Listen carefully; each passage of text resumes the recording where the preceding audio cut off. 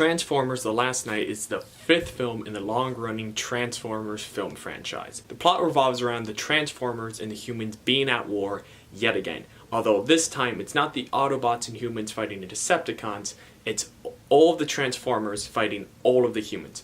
Humans at this point do not want any Transformers on the planet, so they're hunting them down. Optimus Prime is missing, so nobody really knows what's going on, who's in charge of the Autobots, and there seems to be some secret past involving the Transformers and the humans, and the only way to end this fighting and the war between these two species is to bring that past into the modern day. Now look, I think this...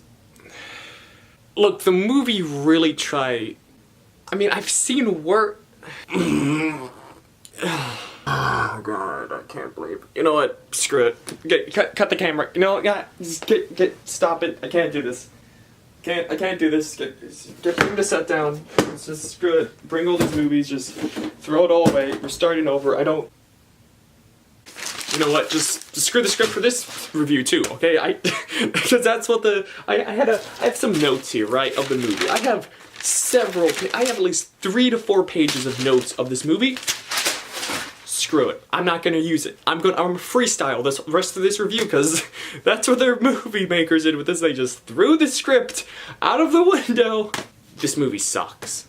The first Transformers movie, I like it. I still enjoy it. I don't think it holds up all that well, but I think it's enjoyable for the most part. It's silly and it's dumb, but it has a kind of a charm. Let's slow down. Let's concentrate on the good. Okay, let's do the good and then the bad. Okay? The good. It's one of the shorter movies in the franchise. It's Michael Bay's last movie in this franchise, so you don't have to sit through any more of the movies that he's making. Because that's about it. That's all that's good about this movie. If the plot of this movie sounds like the other films, that's because it is. The plot of every Transformers movie is there's some mystical magic item from the past, and all the humans are and all the Transformers are after, and everyone's got to get it. Everyone's got to get the thing. And all the movies, and even the first one did this, they all have the same problem. It's a simple plot that's also incredibly complex and convoluted. It boils down to one goal, but they somehow stretch that out into 2 hours and 30 minutes, and I don't understand that. So you have the mystical magical item, you have some really weird sex joke, you have a 30-minute action sequence, and then you add in a military subplot in there somewhere, and then there you go. That's a Transformers movie. That's how they churn these things out. Oh, not only is it simple and convoluted, this one is incredibly overblown. It's even more predictable than the last movies, which, I mean, I should have expected, because there's been 4 other movies. I should know what to expect. This movie is so predictable that prior to its release, a movie reviewer known as the Nostalgia Critic sat down and said, I'm not going to review the movie. Instead, I'm going to review what I think the movie is going to be. And he predicted the plot of the entire movie. He is 90% right. There are maybe 1 or 2 things he didn't get exactly right, but even then, he's in the ballpark. The only stuff that you would consider new is this weird fantasy King Arthur, Descendants, Merlin crap that they add into it that feels like it's ripped out of some rejected comic book that never got published. Oh my god. I guess 2017 is like the year for bad King Arthur adaptations. With such a dumb and just convoluted, predictable, and just boring plot, you would think, well, maybe the characters and the cast could save the movie. Maybe they're fun. No. Okay, everyone sucks in this movie. Okay, it's like Michael Bay on his sets has a machine called the charisma sucking machine that sucks the charm and the joy and the fun out of every actor who comes on set. And then he puts them in the front of a camera and he says, act. Do your thing. We want you to seem as robotic as the very robots you are acting alongside of. Marky Mark, main character of this movie, don't care about him. I don't care. There's some subplot, and he is apparently really important to humanity. I don't care about him. I do not care about him. There's nothing interesting about him. He's a dad. And even then, he's not even a very good dad. Anthony Hopkins is in this for some reason. Academy Award winner. And there must be 1 of 3 reasons that they got him to do this. 1, blackmail. Michael Bay has some incriminating evidence of Anthony Hopkins like murdering a giraffe and going to a hospital and stealing babies. Like, he must have that kind of footage or picture of Anthony Hopkins to convince him. 2, they got a check and put it in front of Anthony Hopkins, and they drew a 1, alright? And then they just kept adding zeros until he said yes. 3, maybe Anthony Hopkins is like a grandkid or a nephew or niece or something like that that loves these movies, and they were like, oh, act in the movie, Grandpa, and he was like, I mean, alright, I'll do it for the kids. They like this junk, right? This is cool to them, and he's just trying to be a cool grandpa. In which case, what a sweetheart. And then the rest of the people, but I don't really want to go through them because the cast... Okay, so with a Michael Bay movie, you can forgive the poor characters, the poor plot. At least the CGI in action will be good. And you know what? I'll give him this. He surprised me. He really surprised me in this movie with some of the CGI in action. Because it's piss poor. God, the CGI in this movie is a bucket of nothing. It's just so boring at this point.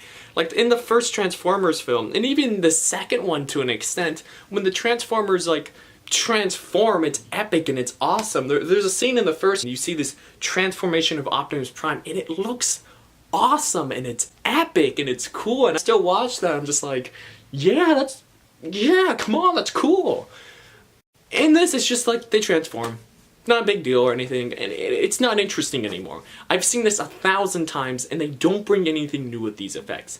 I actually think the effects in this movie are worse somehow than a movie made 10 years ago with a lower budget. The action in this is the same as it's always been in all the movies, but at least with the first movie and the second movie, you can at least get away with the excuse of, well, it's the first 2 movies, you know, they repeat each other, it's just because it's the first 2, you know? This one does the same thing all the other movies have done in the past. Just action sequences that never seem to end, and it's just a blur of metal and explosions and gray and dark green metal just everywhere, and it's all just a blur, and it's nothing. It's boring. Michael Bay has managed to make giant robots and explosions boring.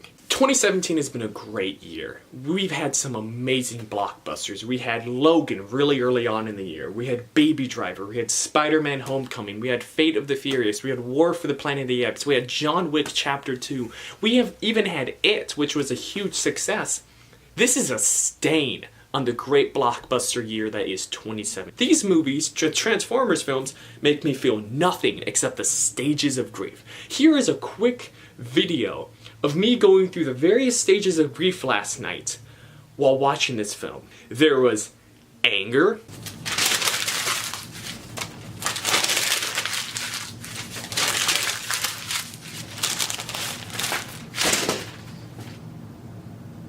sadness. I don't want to watch this. Denial. You know, maybe this isn't as bad as I thought it was. Like, it's not great, but you know, it's not the worst thing either. It has its moments, and maybe, it might just even be good. Yeah, I think this might be good. Bargaining. Okay, movie. How about this? I watch half, and then I put on Baby Driver. Seem like a fair fine? Is that okay? Please? Anything? Please, I don't... Acceptance. Yep. This is the movie I'm watching. Yep. It's this bad. And that's where I am now.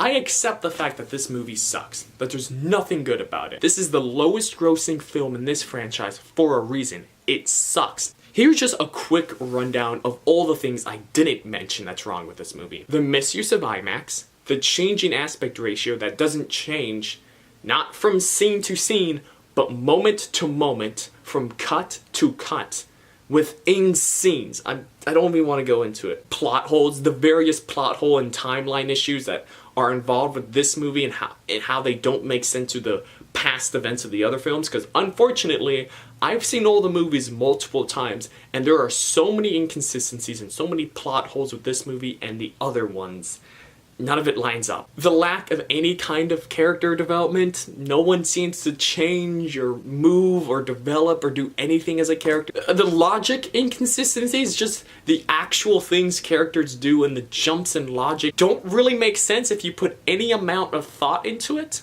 And the poor directing. This is the worst film in this franchise. I award this movie 0 out of 5 stars. It's a 0 out of 10. It's an F. Don't waste your time. Don't waste your money. You don't need to watch this movie. You don't have to watch this movie. Don't watch this movie. Why did I watch this movie?